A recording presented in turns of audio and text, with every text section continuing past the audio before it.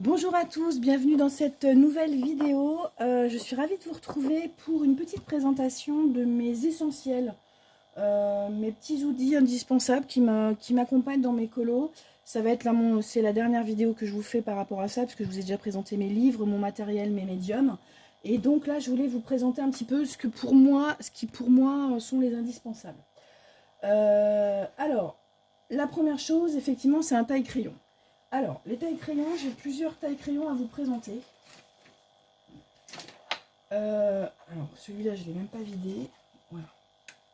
Donc, au départ, j'ai acheté ce taille-crayon-là. C'est un taille-crayon électrique. Je trouvais que c'était pas mal parce que, effectivement, comme c'est électrique, vous n'êtes pas obligé, voilà. Le problème de ce taille-crayon électrique, c'est que ça bouffe le crayon, mais alors à une vitesse de dingue. Alors, sur des médiums bas de gamme, bon, c'est pas très grave. Sur des Prisma ou des polychromos, ça fait un peu mal. En plus, il s'est avéré que il est tombé et que je l'ai cassé. Je pensais qu'il était décédé et mon mari a réussi à le réparer. Donc en fait, vous voyez, vous mettez le crayon comme ça et voilà. Et ça vous taille votre crayon. C'est pas mal, mais c'est vrai que ça mange pas mal de crayons. Bon. Mais des fois, quand vous avez la flemme, pouf, un petit coup de crayon comme ça, et c'est parfait. Donc ça, c'est un taille-crayon Fichero que j'ai acheté sur Amazon, et il n'a pas dû me coûter bien cher, je me rappelle plus bien. Mais bon, voilà. Pensant que mon pauvre taille-crayon était mort, j'ai acheté le DAL 133. Le DAL 133, donc c'est un manuel, donc il est manuel, et il mange moins les polychromos notamment ou les Prismacolor. Bien que pour les Prismacolor, j'ai une autre solution. Donc je me dis comme ça, si j'en ai un qui tombe en rade, etc., j'ai mon manuel quand même. Il est pas mal, donc c'est le DAL 133, c'est celui qu'on voit assez souvent un peu partout. Et il m'a coûté 16 € de mémoire, je crois. Voilà, donc pour le moment, j'ai pas encore la technique parce que je crois qu'il doit y avoir des choses à faire, mais c'est pas très clair. Donc il faudrait que... Tiens, je vais faire un essai avec celui-là. Hop, donc on rentre le machin. Et j'ai pas l'impression que ça taille des masses en fait. Ah bah si. Oui, donc c'est vraiment une taille très fine. Hein. C'est... Ouais, mais c'est pas encore... Non, c'est pas très clair. Bon, va falloir que j'étudie le truc, mais oui, ça taille un peu, mais voilà. Donc, ça, c'est pour, effectivement, mon taille-crayon. Mais, en achetant les Prismacolor, j'ai fait des petites recherches. Et en fait, le problème du Prismacolor, c'est que, en fait, la mine, elle se casse. Elle se casse. Moi, à chaque fois, je perds des mines. Avec ce type d'engin-là, la mine, elle se casse. Et vous avez toute la mine qui part. Donc ça vous fait quand même, voilà, au prix des crayons, c'est embêtant. Ce taille-crayon là, c'est un CUM, automatique CUM. Il est spécifique pour les Prismacolor. Je m'explique. En fait, vous avez deux taille-crayons. Vous avez le premier qui taille le bois, et après le deuxième qui taille la mine. Et en fait, vous avez moins de déperdition. Donc vous taillez d'abord votre bois. Donc là, je vais reprendre... Alors, c'est pas un prisma, mais enfin, ça marche avec tout. Donc là, vous taillez votre bois. Ok. Voilà. Donc ça, vous a taillé le bois. Et après, bon, comme la mine, elle n'est pas... Voilà, elle n'est pas très grasse. Hop. Et après, ça vous taille la mine. Donc, c'est vachement bien. Parce que d'abord, au niveau déperdition, il y a 3 fois rien, là. Donc c'est pas mal. Donc moi j'ai investi, ça me fait un petit... en plus, par exemple, là quand je vous tourne la vidéo, je suis pas partie en vacances encore. C'est ça que je vais emmener en vacances parce que je vais pas me trimballer avec ces deux trucs là, si vous voulez. Donc je vais emmener ça en vacances pour mes crayons de couleur. Ça marche avec les Wand-Bee, ça marche avec tous, hein, c'est pas le problème. Hein. Mais ceux-là, il est spécialement conçu pour les Prisma parce qu'effectivement, ils se sont aperçus peut-être que les Prisma, quand vous utilisez ça ou ça, même, en fait, la mine, elle s'en va. Enfin, c'est pas très pratique. Donc, un bon taille-crayon, j'ai envie de vous dire, c'est essentiel par rapport quand on fait du coloriage. Ensuite, un autre essentiel, c'est la gomme. La gomme, moi j'ai fait le choix de prendre une gomme électrique, parce que c'est la gomme de la flemme en fait. c'est la gomme de la flemme. Non, j'ai pris le choix de prendre une gomme électrique parce que quand vous devez gommer des surfaces, notamment quand vous êtes au Prismacolor et que c'est quand même très gras, il faut un truc qui est de la pêche, hein, parce que sinon vous n'êtes pas rendu, hein, à la main, c'est pas possible. Donc j'ai pris la Derwent et puis j'ai acheté les petits embouts là qui s'achètent sur Amazon. Donc je sais qu'il existe un embout plus fin pour les tout petits détails. Donc ça, je commence à me pencher dessus parce que ça m'intéresserait. Mais bon, déjà celle-là, elle fait le job. Donc une gomme, c'est vraiment hyper important. Ensuite, des pinceaux, notamment un pinceau à réservoir d'eau pour l'aquarelle, par exemple, ou des pinceaux classiques, voilà, ou des pinceaux classiques pour peindre, hein, tout simplement, pour faire les aquarelles et utiliser les médiums aquarellables. Naturellement, éventuellement des ciseaux, si vous avez besoin pour couper, etc. Mais bon, ça, voilà, c'est la base, hein, les ciseaux, la règle, etc. Et pour moi, la base de chez La Base, c'est un vernis fixateur. Alors celui-là, je l'ai acheté chez Action. Il n'y en a pratiquement plus. Je l'utilise, c'était bien, mais je le trouve plus. Hein. Il n'y est plus. Hein. Donc, mais c'est un vernis de protection en extérieur pour tout ce qui est loisirs créatifs. Et en fait, c'est un stockage en intérieur comme en extérieur. Donc, il résiste aux intempéries. Bon, bah là, j'en ai pratiquement plus. Je vous dis, j'en ai pas retrouvé. Donc, j'ai commandé, ça devrait arriver dans pas longtemps. J'ai commandé du vernis Cléopâtre spécifique pour acrylique. Il paraît qu'il est pas mal. Donc, j'attends de voir et de le tester. Puis, je vous redirai. Mais le vernis, c'est indispensable pour protéger ses coloriages. Moi, j'ai le système de pochette. Ça me plaît pas. Donc, pour protéger les coloriages, c'est mieux. Ensuite, pour les petits détails. Alors, pour les petits détails, quand vous faites du coloriage, les feutres fins, c'est pas mal. Donc ça, c'est une boîte que j'ai... Alors, je vais pousser ça. Que j'ai acheté chez Action. Et elle a différentes mines. 0,1, 0,05, 0,3, 0,2, 0,4, 1 mm, 2 mm, 3 mm. Et on va jusqu'à... Alors, attendez, j'ai pas le... On va jusqu'à combien de millimètres? Bon, on va jusqu'au feutre, en fait, la pointe broche. Voilà. Donc, les petits marqueurs comme ça peut être intéressant pour finaliser vos colos, pour faire des contours, pour faire des petits détails, pour voilà. Donc, moi, là, j'avais pris ceux-là parce que, bah, ils étaient pas chers chez Action, mais enfin, après, voilà, vous n'êtes pas obligés. Mais moi, je trouve que c'est pas mal. Dans la même veine, les gel pens. Alors, les gel pens, pour moi, c'est vachement bien pour les petits détails. Donc, le blanc pour les lumières, pour faire ressortir les lumières. Donc j'ai le Nice Tea, j'ai aussi le gel pen Sakura, je crois. Et puis j'aime bien aussi, par exemple, là vous avez du doré et de l'argenté, ça te permet de faire des petits effets, ça peut être assez sympa. Naturellement, les Posca. Alors j'utilise les Posca, j'ai que les Posca noirs, je crois. Donc là, celui-là, c'est le PC1M pour les contours de coloriage mystère notamment. Que j'utilise, c'est pas mal aussi, donc j'ai pris ça. Ensuite, j'ai ma petite trousse. Moi, donc en fait, tout mon nécessaire, il est dans ma petite trousse. C'est tout mon nécessaire pour mes coloriages, mystère ou pas. Alors, je vais vous montrer ce que j'ai. Bon, déjà, j'ai ma paire de lunettes loupe, parce que bah, il fait pas bon vieillir, et donc j'ai acheté une paire de lunettes loupe. En sachant que là, elle m'a servi un petit peu, mais elle va pas me servir beaucoup parce que je vais bientôt récupérer des lunettes progressives. Donc voilà, bah oui, c'est la vie, c'est comme ça. Quand on vieillit. Mais bon, je serai mieux avec les autres lunettes. J'ai une loupe comme ça, qui me sert aussi parce que des fois, j'arrive pas à voir le numéro. Je confonds le N et le M, ou le D et le P. Donc ça me permet de vérifier bien le numéro. Non, en fait, c'est les indispensables de la loupe.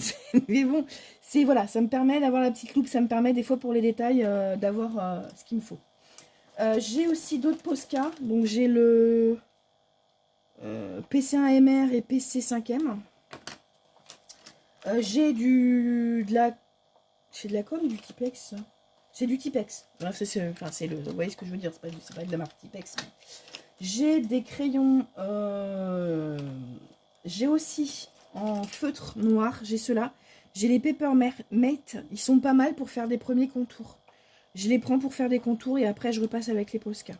Ou alors je l'ai fait aussi pour faire mes encadrements de mystère. J'utilise ça. J'ai un stylo, un stabilo pour stabiloter pour mes bingos. J'ai un crayon, un crayon flûte, aidez-moi, à papier pour marquer des choses dans mes livres, dans mes cahiers, etc. J'ai mon stylo 4 couleurs pastel. Mon stylo 4 couleurs pas pastel, pareil, c'est pour écrire. J'ai des blenders comme ça, des choses pour mélanger. Quand vous faites du crayon de couleur, pour bien mélanger les crayons de couleur. Voilà, j'ai ça. Alors j'ai un problème parce qu'il faudrait les tailler, je sais pas comment faire. C'est au taille crayon, laissez tomber, c'est pas du tout bon. Mais je sais pas du tout comment faire. Si vous avez des idées, n'hésitez pas à me le dire parce qu'en fait la pointe elle s'abîme et je sais. Bah, après en plus vous mélangez avec une pointe qui est déjà foncée, c'est pas terrible. Donc si vous savez comment faire pour les tailler, bah, n'hésitez pas à venir à me le dire en commentaire parce que je ne sais pas comment faire. J'ai donc les stylos gel Sakura comme je vous disais. Hein, les stylos, non c'est pas les Sakura, si c'est ça, c'est les Jelly Rolls. Donc j'en ai un qui fait 0,5 et l'autre qui fait 1. Voilà, j'ai pas les... C'est des pointes différentes, donc 10 quoi. C'est le 10 et le 0,5 pour faire des détails plus ou moins. Alors des fois ça marche, des fois ça marche pas. Voilà. Là j'ai encore des crayons 4 couleurs et un surligneur. Ça c'est un gel Nice Tea, donc je l'ai aussi parce que des fois je prends le Nice Tea. Bon là lime à ongles on s'en fiche. J'ai aussi ces deux crayons là. Donc là c'est le Polychromos noir de Faber-Castell et le Derwent Drawing blanc. Parce que a priori quand on regarde les vidéos, ce sont des crayons qui fonctionnent super bien, qui peuvent vous aider pendant vos coloriages. Ceux-là pour les contours, ceux-là pour blender, pour les finitions et tout. Donc je les ai à part dans ma trousse. Comme ça, je les ai toujours à portée de main. J'ai aussi des petites choses comme ça. Donc ça, je ne les ai pas utilisées encore, mais je vais pas tarder. C'est des rallonges de crayons de couleur. Voilà, parce que quand les crayons de couleur ils commencent à être un peu petits, pour colorier, c'est pas pratique. Donc on prend les rallonges de crayons de couleur. J'en ai trois. Je crois. J'ai un feutre acrylique blanc. Voilà, Nice Tea. J'ai du masking tape. J'ai un autre Tipex, tiens. Pourquoi j'ai d'autres Tipex? Je sais pas ce que j'ai foutu. Et après, j'ai, alors, ça c'est mon petit fluo licorne. Et j'ai du Glossy Accent. Donc ça c'est pour les finitions. C'est, ça permet de rendre, par exemple, une vitre plus brillante. Ou vraiment qu'elle ait un petit peu un effet vitre. Donc c'est plutôt pas mal. Et puis j'ai investi aussi dans ces deux trucs là. Mais je pense que je vais prendre les autres couleurs parce qu'ils ont l'air vachement belles. Ça s'appelle, c'est du Stickles, c'est pareil, c'est pour donner un effet à votre coloriage, pour avoir quelque chose qui brille, pour avoir voilà un petit peu de relief sur un coloriage que vous avez fait. Et donc j'ai pris ces deux Stickles là, il y en a un, donc c'est le golden et l'autre c'est le diamant. Voilà, mais je pense que je vais en prendre d'autres parce que j'ai vu qu'il y avait pas mal de couleurs et ça peut être hyper sympa. Voilà pour mes base.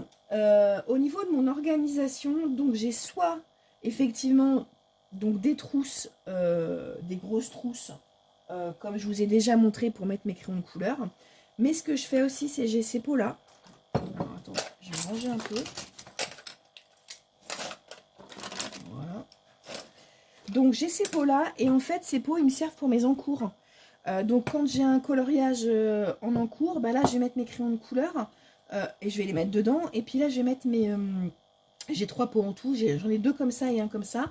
Je vais mettre donc mes crayons de couleur et mes crayons acryliques pour mon encours. Comme ça, j'ai mon petit pot qui est prêt. J'ai pas à avoir les feutres partout sur le bureau. Donc ça, c'est plutôt pas mal.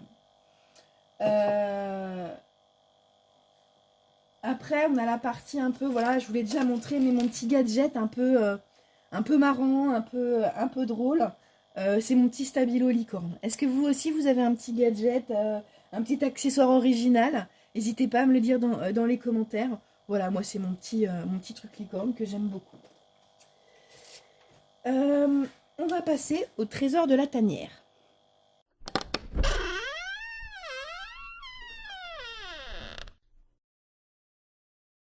Donc, cette vidéo-ci, le trésor de la tanière, c'est ça. Alors ça, je ne pourrais même pas m'en passer. Je vais vous dire ce que c'est. C'est un pinceau à maquillage que j'ai acheté peut-être 2 € chez Action. Quand on colorie, et notamment des prismas, ça fait des traces. Si vous faites avec votre main, pour peu que vous ayez un peu de sueur, ça va vous faire des saletés, ça va être une horreur. Alors que là, hop, avec le pinceau, un petit coup de pinceau, et c'est tout bon. Donc ça, c'est vraiment mon trésor du jour, parce que sans celui-là, je pense que je serais très embêtée, parce que franchement, pour avoir fait pas mal de coloriage, au Prisma, eh ben, ça fait vraiment des traces. Donc je peux vous dire que le petit pinceau, c'est bien. Avant, j'avais celui-là, mais en fait, le pinceau de coloriage est plus souple et plus doux, en fait. Donc je pense que c'est mieux. Après, c'est mon point de vue, hein. Donc voilà le petit trésor de la tanière. J'aimerais savoir un petit peu, avoir votre retour. Vous avez vu récemment que j'avais changé mes petites miniatures et j'ai introduit mon nouveau compagnon à la tanière créative. Il s'agit du petit loup Mocha. Voilà, Mocha qui m'accompagne et qui vous accompagne dans mes vidéos et sur mes réseaux. Donc il va devenir une figure essentielle avec Hélène, puisque Hélène c'est la petite couturière aussi qui m'accompagne. Hop, elle est là, Hélène, voilà, qui m'accompagne dans mes petites vidéos. Donc dites-moi, voilà, si je fais tout tomber, si Mocha vous plaît, voilà, c'est mon petit coup de cœur. J'ai voulu changer un petit peu et je trouve que Mocha représente bien l'idée de la tanière créative avec son écharpe. C'est chaleureux, c'est cosy, voilà, donc j'aime bien et c'est pour ça que je le mets maintenant sur mes bannières. Voilà pour cette petite vidéo. Alors vous, dites-moi en commentaire quel est l'outil dont vous ne pourriez pas vous passer. Quel est l'outil, l'indispensable quand vous coloriez, dont vous ne pourriez pas vous passer. J'attends tout ça en commentaire. J'ai hâte de vous lire. J'espère, même des outils que je n'ai pas présentés, bien au contraire, hein, je serais ravie de découvrir de nouveaux outils. Voilà, j'espère que cette petite vidéo vous a plu. N'hésitez pas à la liker, à la partager, à la commenter, surtout à la booster même si vous pouvez. À vous abonner à la chaîne, c'est complètement gratuit. Activez la petite cloche de notification pour pouvoir avoir toutes les nouvelles vidéos. Et puis moi, je vous souhaite un bon moment colo ou loisir, ou un bon moment cosy. Et puis je vous dis à très bientôt dans la tanière créative. Au revoir.